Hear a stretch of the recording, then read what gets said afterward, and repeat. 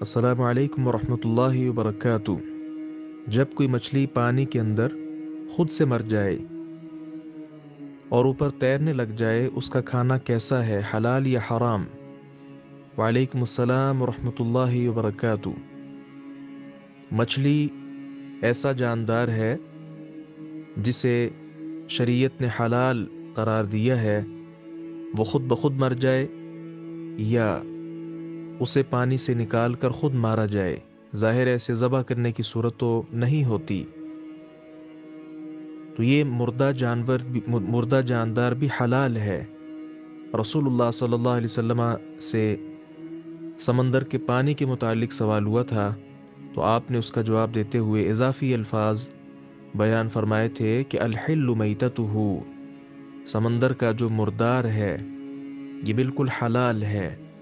اسی طرح ایک اور روایت میں مزید صراحت بھی ہے، احلت لنا میتتان ودمان فاما المیتتان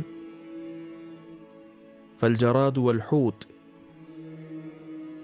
آپ صلی اللہ علیہ وسلم نے فرمایا تھا کہ دو مردار اور دو خون ہمارے لیے حلال کیے گئے ہیں، اور وہ جو دو مردار ہیں ان میں سے آپ صلی اللہ علیہ وسلم نے جہاں ٹڈی کا ذکر کیا وہاں دوسرے نمبر پر مچھلی کا ذکر کیا ہے، تو یہ مچھلی مردہ ہی ہوتی ہے جو ہم کھاتے ہیں۔